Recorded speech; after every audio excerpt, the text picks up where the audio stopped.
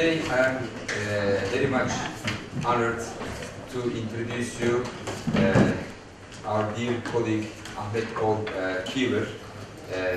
He's from UK, presently residing in Cambridge.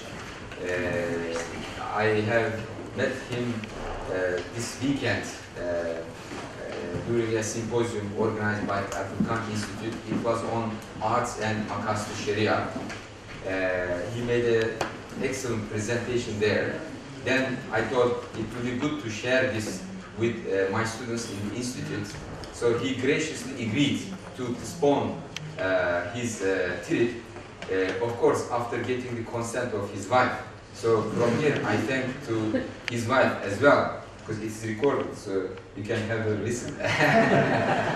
So we are very much grateful to him and her for letting him stay with us 2 more days.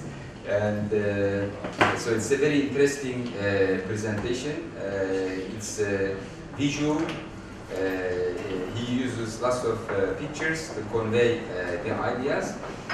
So it is it's a journey from the beginning of history until today, and also to the future. I'm sure you enjoy it. Please.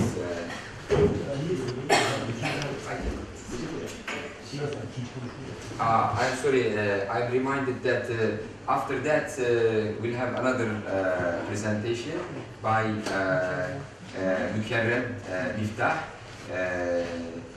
because our first speaker, he was here only for a few days. We had to make some revisions and changes in the program. After this, we will listen to Mükerrem.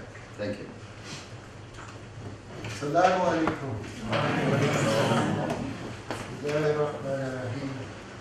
This is a wonderful occasion to see so many young Muslims from so many different countries. And non-Muslims. And non-Muslims? Yes. Alhamdulillah. And it's a wonderful to be here in this beautiful, beautiful place, which makes the journey that I want to take you on much easier for you. Because you must by now know what beauty is. Because you're living it. You're living in a beautiful place where every room, every court, every garden is beautiful. But 50 years ago, in London, this gentleman almost single-handedly supported modern art. Modern art was incomprehensible to people. They didn't understand it, and very few people were engaged with it. And he founded an institution of contemporary arts in London, which was the only place. And he funded it because he'd been the friend of Picasso, the friend of Max Ernst, the friend of D'Achirico, and all these artists, and had made a collection of their work. So whenever the Institute required money, he sold one of his paintings. And in the process of selling the painting, he then put a reproduction in its place. And gradually his house, during the 50s and 60s, filled up with reproductions. Because nobody could understand this art. They found it ugly, distorted, completely something which they could not identify with. Now, throughout the world, modern art has become hugely established. Every government is building museums of modern art. Every country is creating modern artists whose works are selling for enormous prices. So how could this happen? How did it emerge? How did modern art come into being? How did an art form which was totally alien to people normally become so pervasive and so supportive and patronized. And this is the story I want to take you through. And I want to start by saying this phenomenon took place in the West. And in order to understand the West, we must realize that it is three completely separate cultures, not one culture. And nothing shows this more beautifully than this picture. The Christian cathedral, the civilized classical palace, and the modern skyscraper. Now you tell me, can you see anything that connects them? They are completely separate phenomena. And nowhere is this phenomenon more clear than in my country, England. Christian England was created by the saints, monks, who completely dedicated their lives to Jesus Christ, to following in the footsteps of Jesus Christ. And the church, over 1,000 years, became the absolute center of culture and the place where the saints were buried. This is Canterbury Cathedral. Here we have St. Cuthbert, the great saint of the north of England, who was buried in Durham Cathedral. But look at the scale of that building. Look at the size of it. There was St. Ethelred, the great saint of East Anglia, who was buried in Ely Cathedral. And there were many of these great cathedrals and monasteries where the saints were buried, all over England. And these buildings soared heavenwards, all verticality. And every artistry that was possible, stonework, glasswork, textiles, metalwork, woodwork, were brought together to the glorification of God and the saints and the prophets and the life of Jesus Christ. And then a figure appeared in the 16th century, 500 years ago, a king who took all power, and in the process nearly 1,000 great buildings, great monasteries, abbeys, priories were destroyed. All over England you will see these great ruins. Nearly 1,000. And in that destruction, the whole central core, the whole contemplative, holy core of Christianity was destroyed. They took the tombs of the saints, they took out the bones, and they scattered them and destroyed the tombs. They destroyed the educational structure which had supported this, the structure of health care and looking after the poor. A whole world of the central part of Christianity was destroyed. But what happened next was really quite extraordinary. Because you see, having made a ruin of our own culture, we then go on to this another world which was created, which we call the civilized world.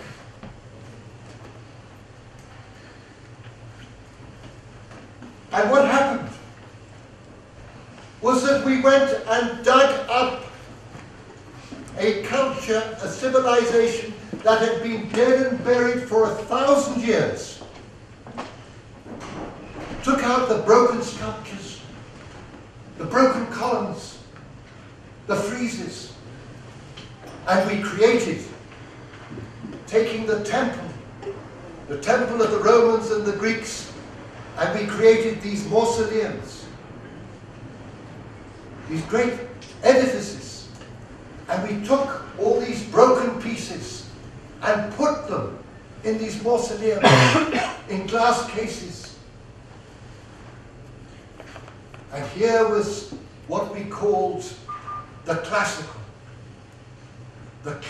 civilization. And classic means the perfection of culture. And from the glorification of God came the glorification of the human. The human body became the perfection of beauty. In the Christian, the artist had been a part of a whole assembly of craftsmen, gilders, woodworkers, metal workers, all different glass makers who came together for the purpose of creating a whole environment, for the purpose of worship. Now, a huge change came in the status of the artist. The artist became the genius. This is very important. This is when the term genius appears. And the name of the artist by the Italians, that the Italians gave to the artist, was artifacts. And this was a new name for the artist. And it was a name which traditionally had been in Christianity naming God the Creator. So that the artist now becomes the creator. And the great art historian Vasari talked about Michelangelo as being the divine creator, Michelangelo. Because Michelangelo could bring stone to life.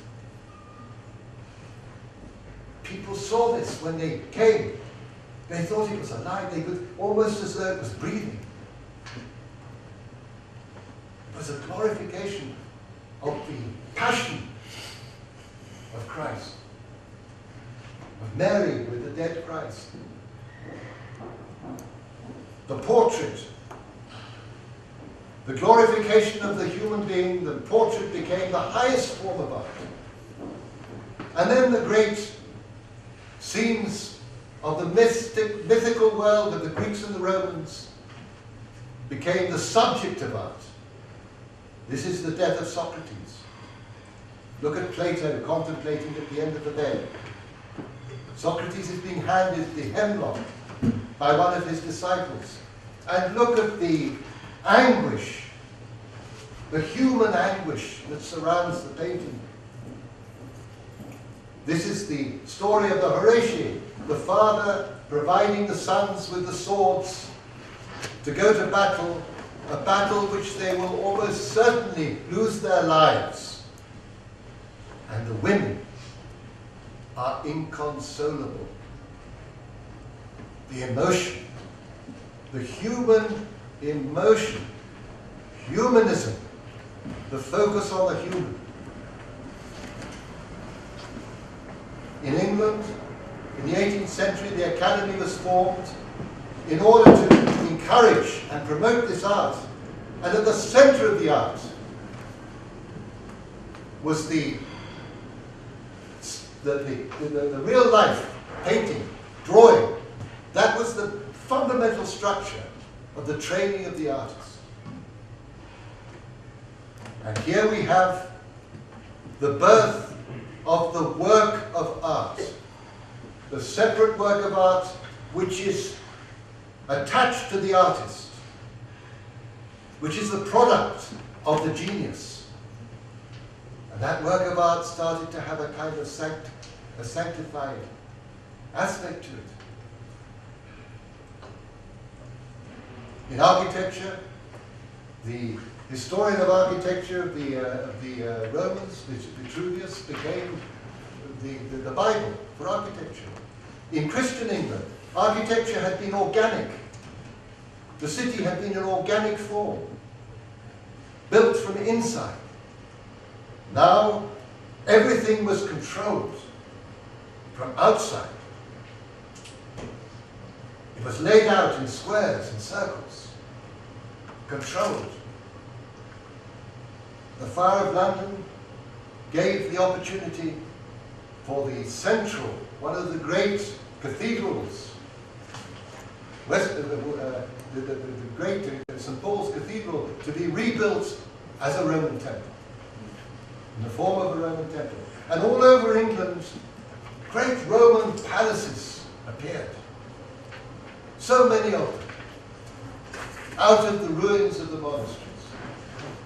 Because you see, what had happened was that St. Francis, the saint, had been replaced by the warrior statesman, by Augustus Caesar. He was now the center. He was now the hero. And in education, and in sculptures and architects all over England, the celebration of these warrior statesmen, in sculpture and in painting. In education, the classics of Rome and Greece replaced the Bible at the center of education. And we had two completely separate educational frameworks. The Christian, the Bible, and the culture, which was Greco-Roman. But there was one great problem, and that was that most people had no aspect or no understanding of Greece, Greco-Roman culture. This was an elite culture. So there was a divide between the common folk, who were left with a Christianity with no culture, and the elite, who knew their Cicero, who knew their Virgil, and who knew their mythologies. The division between culture and religion. And then we come to the third of these worlds, the modern world. Now, when the Christian, European, stepped out of Christendom, resurrected a dead world that had been dead for 1,000 years, and glorified it, a fundamental change took place in the way we related to the other. This was a world which we could not engage with. It was dead. You can't have a conversation with the dead. So, it was a world that had to be brought back to life entirely through the human imagination. It was an imaginative world that was recreated. And that way of relating to the other as an outsider, as an observer, was the way we then related to the material world. We were looking at it from outside, as though we were gods. Looking at it from the outside. And this process brought into existence a new kind of intellectual, who was called the natural philosopher. And it wasn't until the 19th century that this natural philosopher was given the name scientist.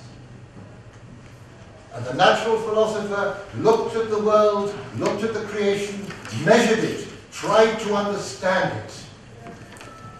By measuring it, cutting it, going deep into it. But the problem with materiality is the deeper you go into materiality, the greatest the greater are the forces, the powers, the phonic powers that are released. But these powers could not be actualized without a marriage.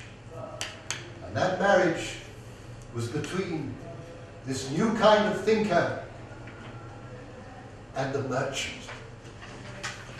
Because you see, the merchant traditionally was the person who dealt with the material world.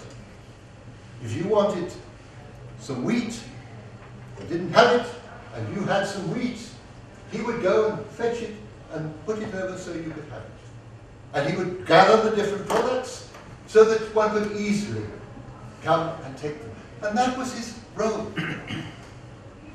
It was a very basic, but a very fundamentally important role. But now, with this new potential, an incredible force was released. Forever, humanity had made things with the hands, the crafts. But now, the machine was created.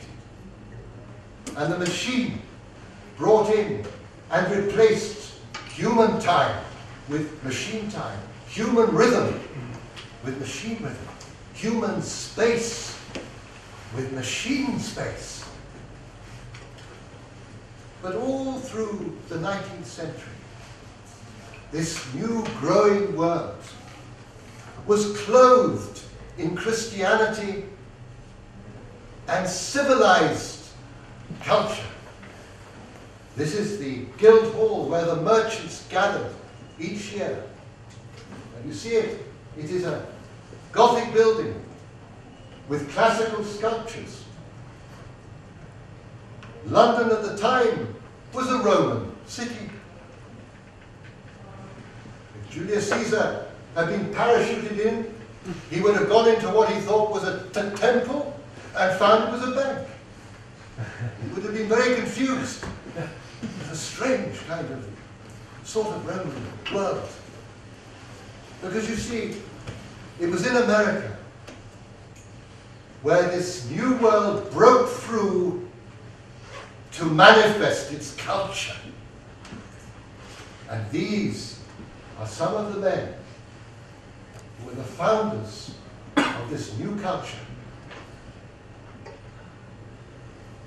These are the men who would provide for you everything that you needed.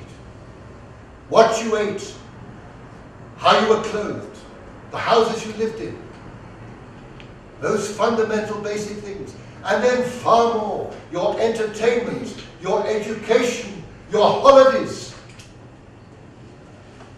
And would be continually thinking up more and more ways of engaging the human being. And they moved into the region of morality and ethics. Because their products carried with them morality and ethics. And the church gradually fell into the sides. And the classical ethics gradually receded. And the artists were pouring into this new world to show you how wonderful these things were, how you couldn't possibly live without them, how they completely transformed your life. Coca-Cola, you cannot be happy without it. The beauty of Hollywood, song and dance, such happiness is difficult to imagine. Imagine a car taking your girlfriend out into the wild, you're free. Cigarettes are good for you, especially when they're toasted. Lovely day for a Guinness, so refreshing. You can fly anywhere. You too can be beautiful.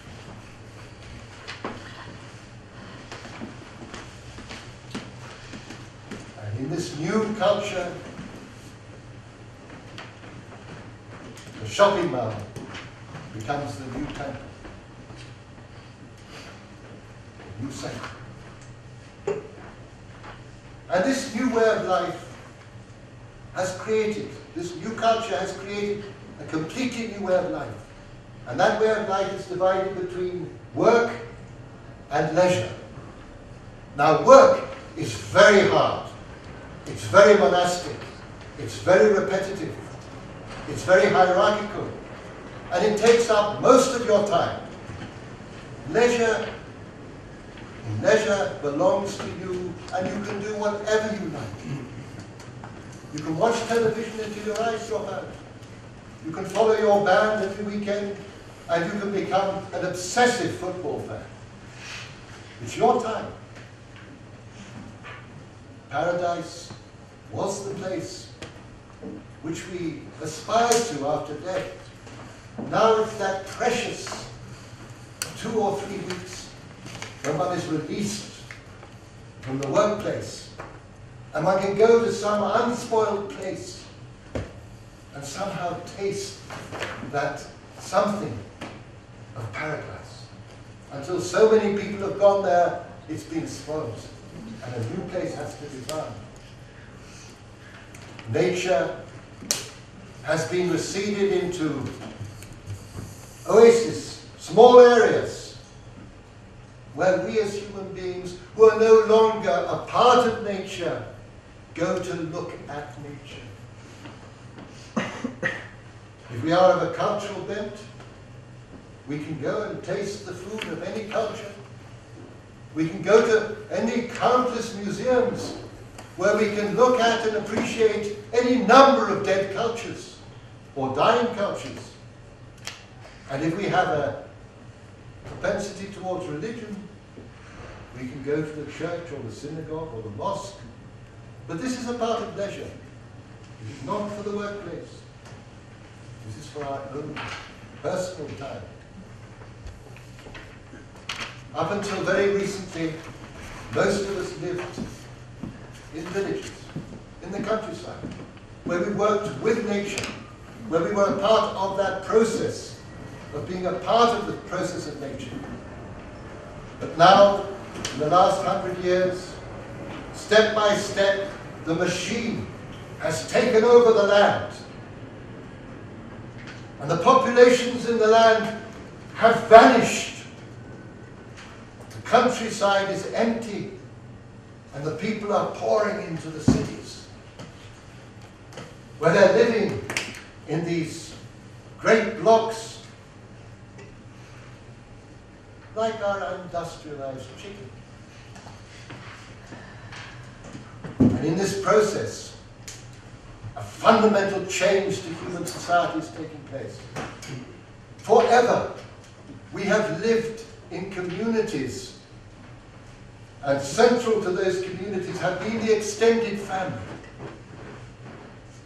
And it is within that extended family and the community that the human finds his joy and fulfillment. But now, in this new culture, we have been reduced to the nuclear family.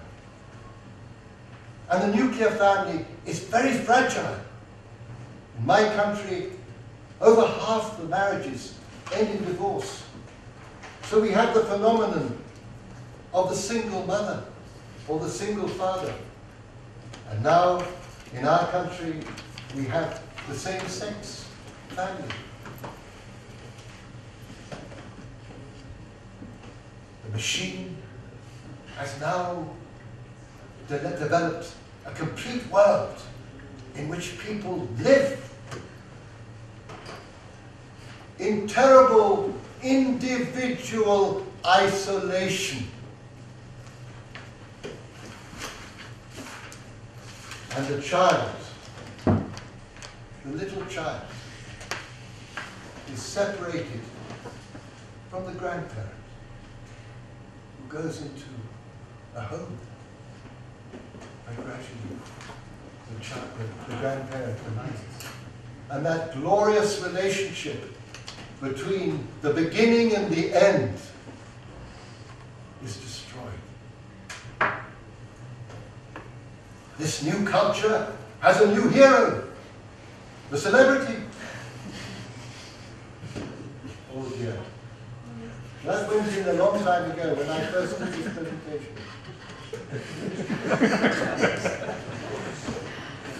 This new world he had in the Christendom. People wanted to know about the life of the saints, to inspire them heavenward. The civilized world, they wanted to know about the heroes, the great battles, the heroic men. Now they want to know what David Beckham's up to. This new culture has spawned a new center. And this new center, the financial district, gets bigger and bigger, and higher, and more complex, and so complex that even the people in it haven't got a clue how it works. And at the heart, this new center has completely eclipsed the sacred center that has always been at the heart of human life. And these centers are mushrooming all over the world. And at the heart of these centers is the Holy of Holies, the stock market. Because you see, there's only one thing that matters. If it goes up, it's heaven. If it goes down, it's hell. That's it. There's nothing else. Because you see, in this new cult, this new modern cult, the only thing that keeps it alive is growth. It has to grow. This is the gross world production, and the huge escalation takes place since the 50s, since the 1950s. Because you see, because it is an entirely material world, it has to grow. Because in materiality, it has to grow. When it stops growing, it dies. I know this. I'm over 70. I feel it happening. I can't run up the stairs as fast as I used to do. My body is gradually giving way. My material existence. A huge educational system has had to be created. An industrial system of education, taking the children younger and younger and younger to maintain this unbelievably complex physical world. It is so complicated and becoming more complex every month. And this new world of knowledge is alongside the others, the humanities, the religious studies. And in Cambridge, this is getting bigger and bigger. Religion has almost disappeared, and the humanities are disappearing fast. Three completely separate worlds of education. Now, I haven't said anything about modern art. Where does it come in? Surely the artist is quite fulfilled in doing that wonderful promotion and beautiful exposition of these amazing products that are being produced. But no, you see, the modern artist is, I believe, playing a very important role. And I liken it to the canary in the mine. Now, in the olden days, when the miners used to go down into the earth, one of them would carry a canary in a cage. And his job was to keep his eye on the canary, and if it dropped off the perch, to give the alarm. Because it meant that gas had been released. And the canary, because it's got very tiny lungs, would immediately be affected, sensitive. And it would sacrifice its life so those miners could get out of the mind before it exploded. And I liken the modern artist to this canary. You see, by the middle of the 19th century, many artists have become frustrated and fed up in endlessly engaging in these classical themes and being a part of this very strict world in which all the structure of painting was incredibly ordered. And they wanted to express themselves. So, this is Cézanne, often called the father of modern art. And he started looking and seeing the world in terms of its forms and structures, of what was behind it. He was expressing what he saw. And then you have Picasso, great master, Picasso, who was incredibly talented, who had an amazing technique. And when he painted Guernica, when Hitler's bombs for the first time destroyed a town with all the women and children in it during the Spanish Civil War, he painted this painting. And it caused a storm. People said, "It's so ugly." And he said, "Yes, exactly, it's ugly." He was reflecting the ugliness of it, the horror of it. Picasso was born a Catholic, became an atheist, lost his faith, but continuously had a terrible fear of death and was obsessed with his own being. He painted thousands of self-portraits, and this was his final self-portrait. Look at the fear in that face. And he inspired Francis Bacon. Francis Bacon was refused before the Second World War to go into the military for health reasons. So he went into the team which during the bombing of London went in and took out the maimed and the dead bodies. Being an artist, a sensitive man, he was traumatized. And his paintings reflected an inner trauma. He was a troubled man. And this was a portrait of a friend. Can you imagine the horror of that? Jackson Pollock was an artist who was experiencing the chaos. He saw beyond the Hollywood ideas of 7 brides and 7 brothers and the American dream. What he saw was chaos. And he took that chaos and he put it on the canvas. And as that chaos passed through his soul, he became more and more chaos, until finally, at the age of 44, with drink and with drugs and with his mistress beside him in an open car, he drove into a tree and was killed. This is Polyakov, who is telling us we've become robots. The human being is turning into a robot. And this is Tracey Emin, famous Tracey Emin, who's one of our most famous artists in England. And she is the artist of the Freudian, the Twitter world, the world where any idea we have, any thought that comes into our deepest consciousness, we think is worth sharing. In this tent, she has placed the names of all the people she slept with.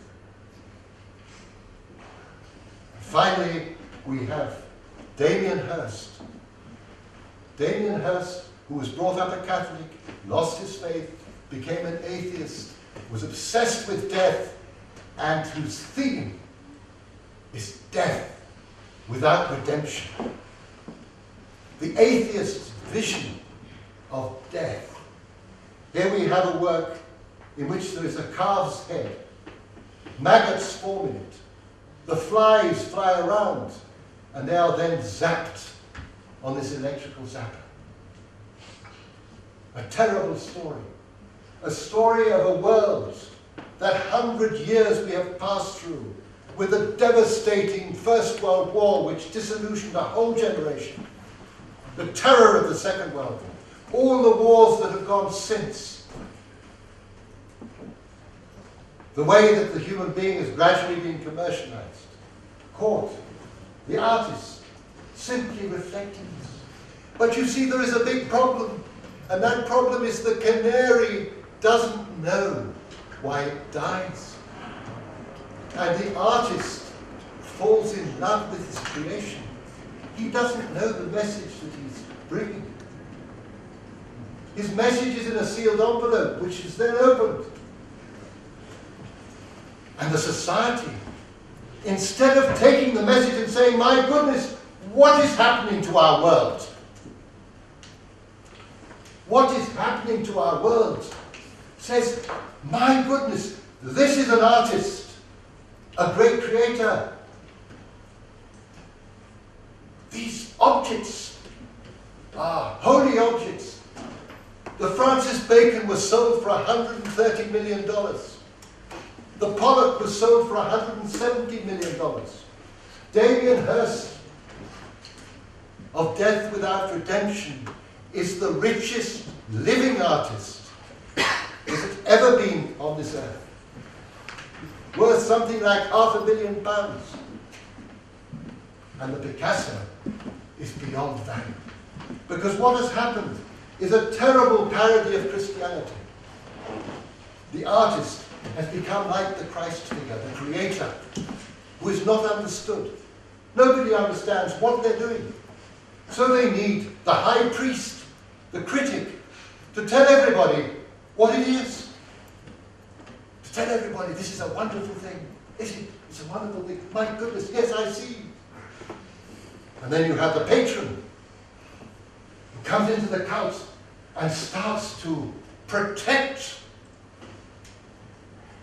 And finally, you have the exhibition, the great retrospective exhibition, in which the artist joins the immortals, the untouchables, the Picassos, the Rembrandts, the artists of the past. And this is the retrospective of Damien Hirst. And all his works were Death Without Redemption, cigarette ends, dead fish, pills. The pills on the right-hand side, by the way, were bought by the Qatar Foundation for £1 million. Dead butterflies in the middle. And the centerpiece of the exhibition was a skull. And he had £50 million, and he covered the skull with diamonds. And it was exhibited in this shrine. And people waited for 3 hours to pass by, stand in front of it. And they go, what is it saying? Death and money. Death and money.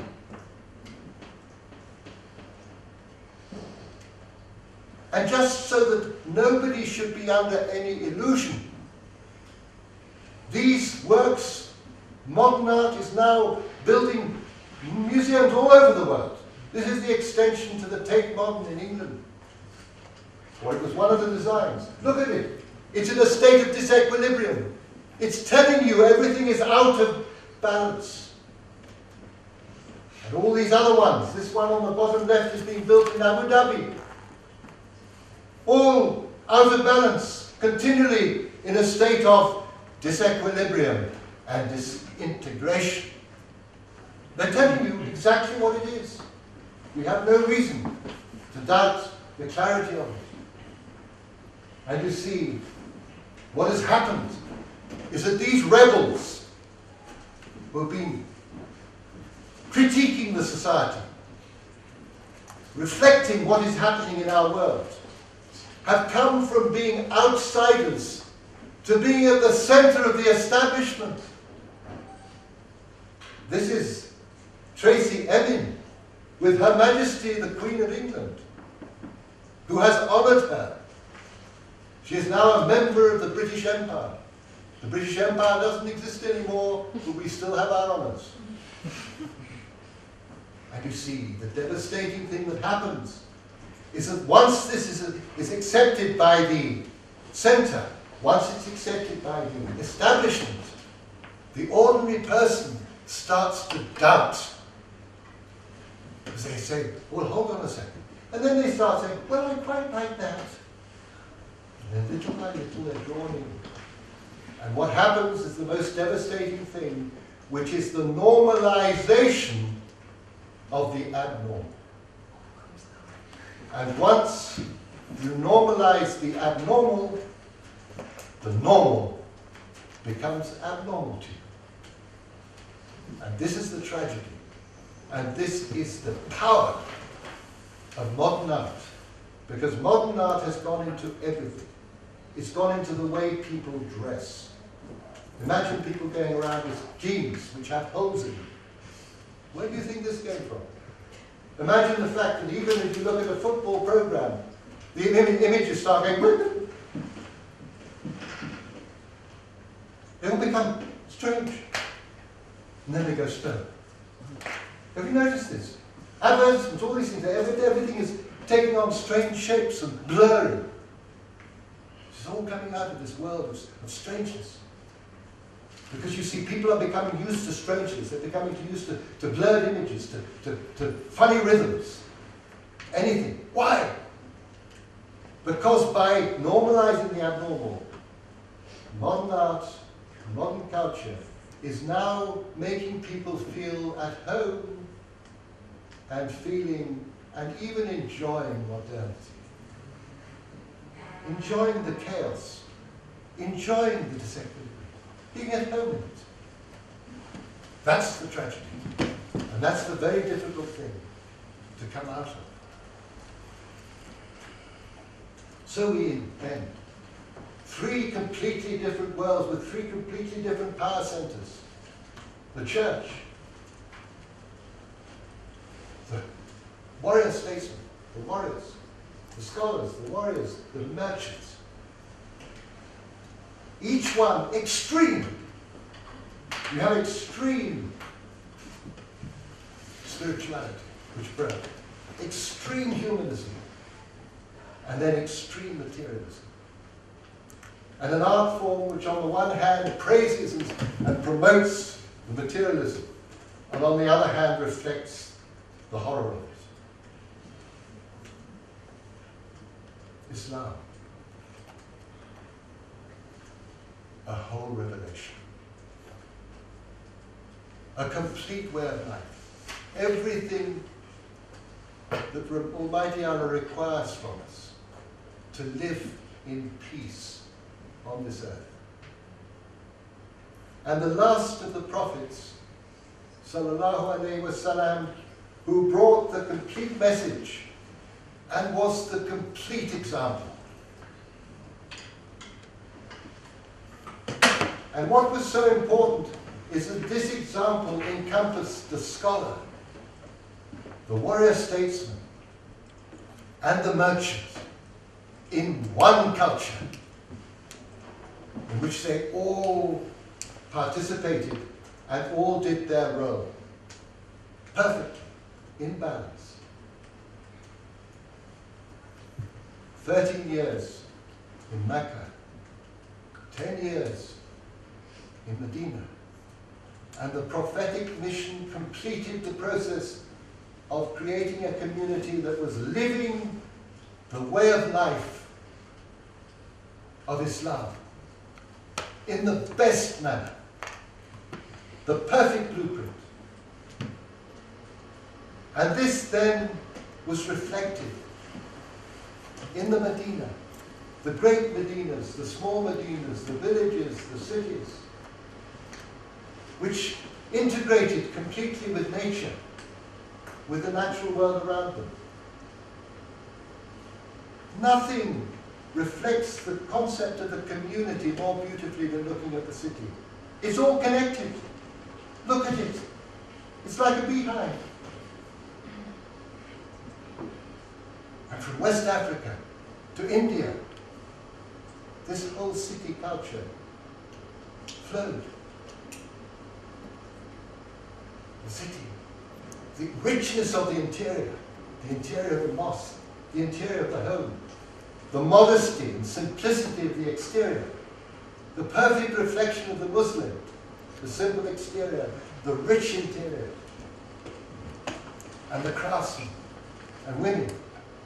Throughout 1200 years, producing this environment, maintaining this environment, creating a world in which the Muslim way of life could be perfectly lived. And from east to west, from West Africa to China, this whole way of life spread. But in each place, it settled and connected with the culture and brought out of it everything that conformed to Tawheed, and then unified that world through the glory of calligraphy and pattern, geometry. A world which provided for humanity for 1200 years a golden web of stability.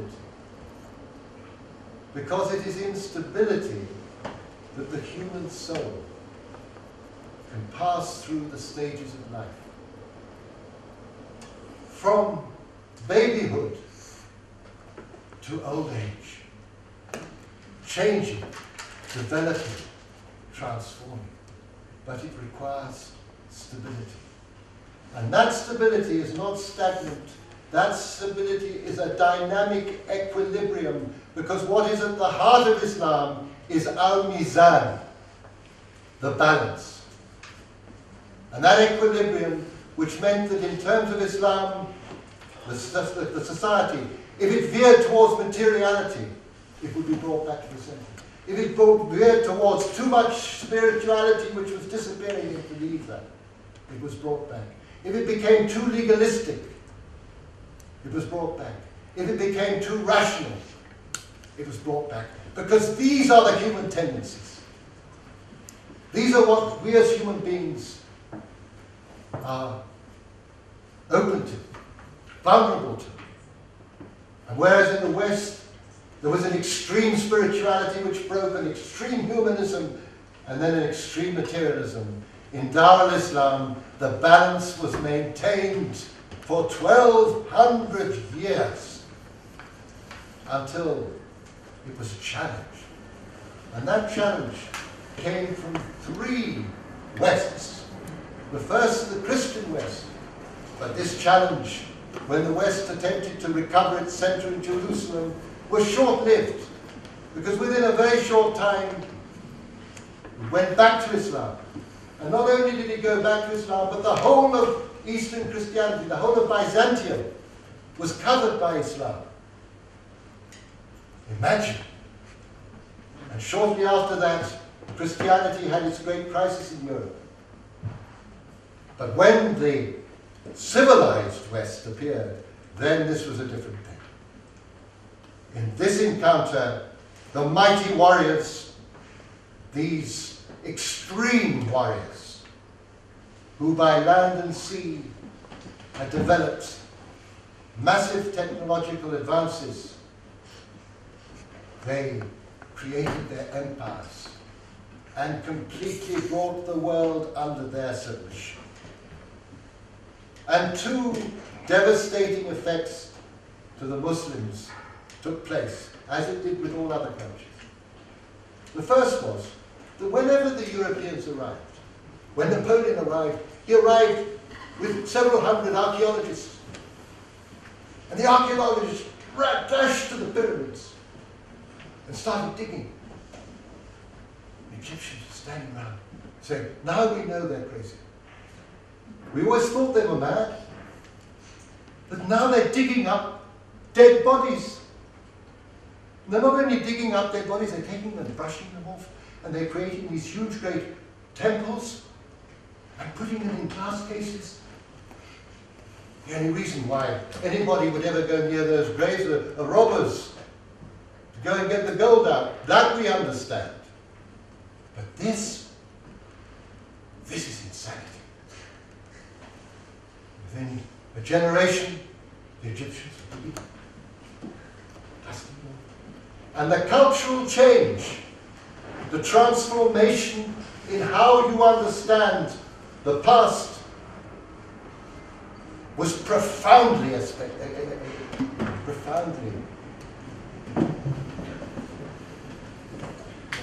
the other change that happened was, you see, the classical civilization. Remember the word classical, the perfection. Classical is the perfect. It's the ideal. This classical humanism, this art, this literature was not just for the Europeans. This was for the whole of humanity. So when they conquered their worlds, in India, we built in the classical style. In Singapore, the French, in Africa, everywhere. And what happened? We set up schools where people in the art schools, they learned classical drawings, they learned life drawings. What happened was that this destroyed the connection with the living culture. And the Ottomans were so demoralized by the success of the Europeans that they moved out of the Topkapi, the most beautiful palace, which the largest building is the kitchen, and they built their own Versailles on the Bosphorus. And in the process, they contributed hugely to the bankruptcy of the state. And the living culture of Islam was placed in the mausoleum to join all the other cultures that had been killed in the preceding 500 years. This meant that when it came to the modern, there was no defense, nothing to protect the culture. And the modern has now poured in. Calligraphy, which is the center of Islamic art. Calligraphy, which is the equivalent of the figure in Western art, has been disintegrated, organized, made into paintings, which now sell for huge sums of money and which people collect. Crazy.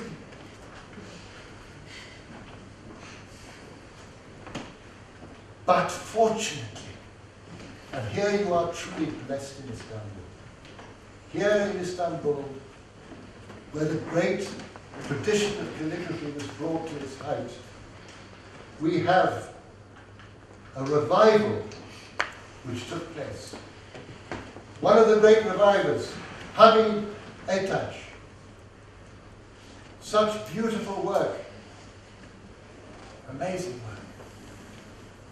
And he said, when he was just approaching his death in his early 90s, he said, in order to become a calligrapher, you need 100 years. And then Hassan Shalabi, his student. Such beautiful work. The balance, the glorious work, which is timeless, because once these forms have been established, they were perfect. You could not produce a better form. But every work of calligraphy is different. Every master is different. And this produces in the human being a sense of order, glory. This is Mohammed Zakaria, an American, who learned from Hassan Chalabi, and many have learned from Hassan Chalabi. And it continues the tradition. And I want to finish with a little story about my son. This is my son Ali, on the right, not on the left. He was from childhood a musician. And when he was in his early 20s, he said to me, Dad, I want to go to Damascus to learn tajweed, recitation of Quran. I said, that's wonderful, Ali. Tell me, How do you think you'll get on? And he said, well, I'm a musician. I can hear the notes. It's recitation. I shouldn't have a problem. So he went to Damascus. 10 years later, in my home, he was given his ijazah by Sheikh Abdul Razak. And I asked him, I said, Ali, do you remember the conversation we had? And he said, yes, Dad, I do. I said, what does it seem now? And he said, I'll tell you, there's a huge ladder. Right at the top of the ladder is my shade. And I put my foot on the first rung of that ladder. You see, the traditional art, when you enter it, it's an ocean. You can never exhaust it because it's connected to the center. And when the artist comes in, and the first thing he learned was humility. He used to ring me up and say, the Sheikh has not seen me today, he's been on the phone with me. And he was teaching. Because he's a Westerner. And we Westerners think we're the cat's whiskers. We have arrogance bred into us over 500 years. It's difficult to get rid of it in a generation. But this boy, I have to say, because he's my son, I say, this did it. He's a boy without arrogance. Because he knows what it is to enter into a tradition. Alhamdulillah. And the glorious thing we have in Islam is that our core, our center, is completely intact. Completely intact. The modern has no center. It's simply a progression going downhill. It has no center. It has no criteria which are stable. The criteria are changing all the time. But with Islam we know that our center is not only unchanging, but it is properly connected. And you are so fortunate. I cannot tell you, and I cannot tell you what a privilege it is to be here. You are so fortunate, because here you are learning this. You are being taught this center. And it is the most powerful and the most precious thing. But your generation is going to be challenged in a manner that we will need all the protection, all the prayers of Almighty Allah will make our path